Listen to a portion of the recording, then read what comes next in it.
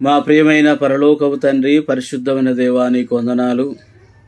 December 10వ తేదీ నాడు ఉదయకాల సమయంలో మీ సన్నిధికి వచ్చుటకు అనుగ్రహించిన కృపను బట్టి కూడా స్తోత్రాలు.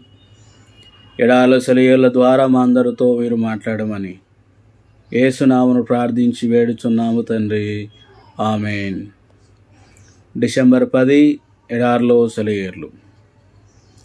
మేము శ్రమ పొందినను మీ ఆదరణ కొరకును రక్షణ కొరకును పొందుదుము. మేము ఆదరణ పొందినను మీ ఆదరణ కొరకై పొందుదుము.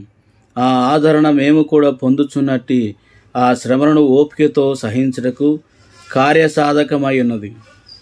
మీరు శ్రమలలో ఎలాగూ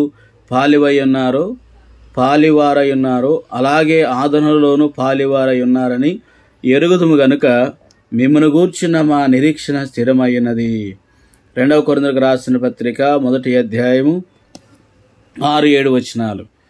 నీకేదైనా వేదన బాధ కలిగినప్పుడు వెంటనే వెళ్ళి కష్టసుఖాలు చెప్పుకోవటానికి నీకు పరిచయస్తుల్లో ప్రత్యేకమైన వ్యక్తులు ఉన్నారు కదా.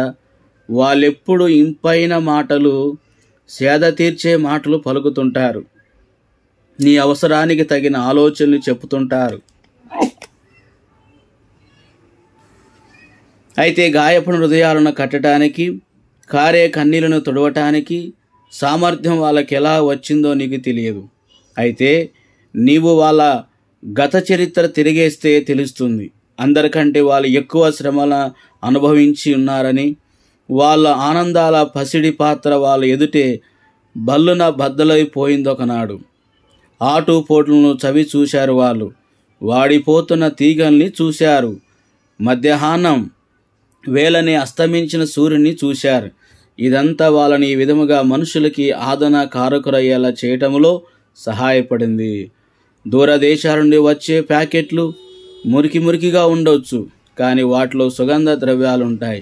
అలానే శ్రమలు భరించరానివిగా ఉండొచ్చు, కానీ వాటి క్రమశిక్షణలో మన ఔన్నత్యం, ఉదాత్త గుణం పెరిగి ఇతరులకు సహాయపడే నిపుణతను పొందుతాం.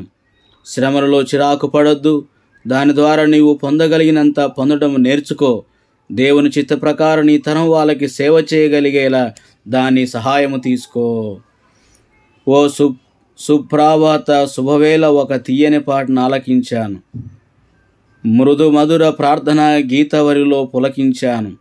ఆ పాట పాడిన స్వరం కోసం అన్వేషించి శరాఘాతానికి నేల కొరిగిన పక్షిని తిలకించాను.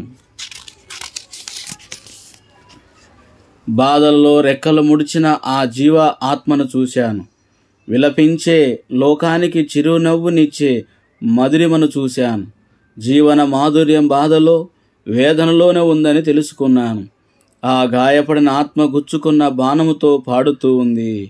తెలుసా, ప్రేమించి హింసల పాలైన మనిషిని గురించి, ఆ చేతులకున్న మేకుల గురించి, పక్కలోని బల్లెము గురించి, కొరడా దెబ్బల గురించి, అపహాస్యాల గురించి, ముళ్ళ కిరీటము ధరించి నీ పాపాల కోసం చనిపోవటం గురించి.